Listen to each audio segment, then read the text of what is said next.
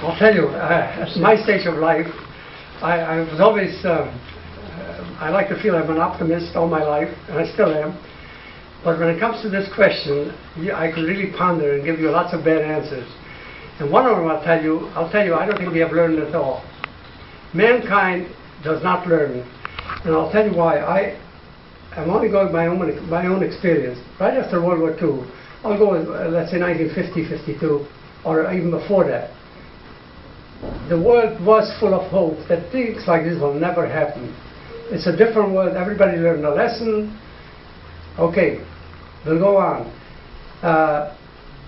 I remember in the 50s, actually, when the United Nations was established, people were talking about using Esperanto as an international language so that people could understand each other better. They were talking about utopia. People were dreamers. And I remember that gave you a good feeling as a human being after going through World War II. I'll be honest with you.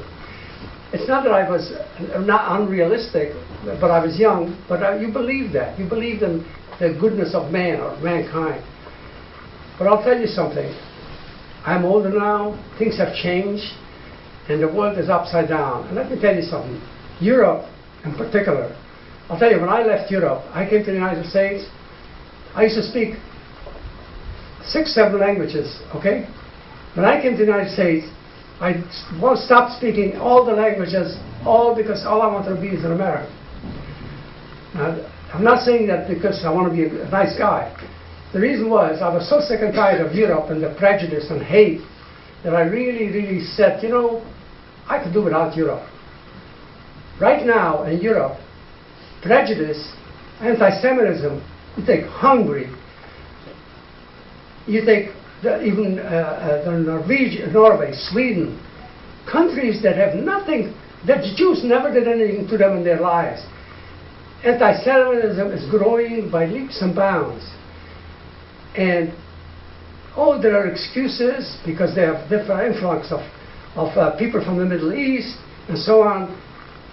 In France, there are synagogues burned, there are children going to school, they're being beaten. All kind of stuff is going on. Right now, you don't even read it in the paper. When I hear this, it's an insult to my being. Why? Because we have not learned. And let me tell you something. At one time, I would have said, no, this will never happen again. Now I say we can't afford to do that anymore. We have to teach our kids not to let it happen again. And because prejudice is like poison. It travels. And if this happens in Europe, modern, sophisticated Europe, the French are known for the best food. And believe it or not, the only country today in Europe that I could exempt from that is Germany. Sounds funny, doesn't it? Germany has laws, and they enforce it, and they are probably the most sane people in Europe today. Now you can go ahead and figure that out. And let me tell you something. A lot of the countries I mentioned, even the so-called good ones, like you never thought of Sweden took in a bunch of refugees after the war to nurse them to health. Lots of people. Today, they have anti-Semitism is very rampant in Sweden. Okay, and this is really, whatever the reason, they blame the Muslims, they blame this. I'm not going to blame anybody. I blame the countries where it's at. Okay, and to me, as an American, I'm really glad I don't live in Europe.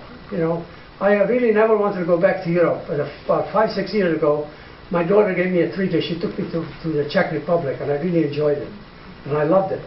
I would still go back there. But the rest of it, I couldn't care less. Anyway, that's my answer.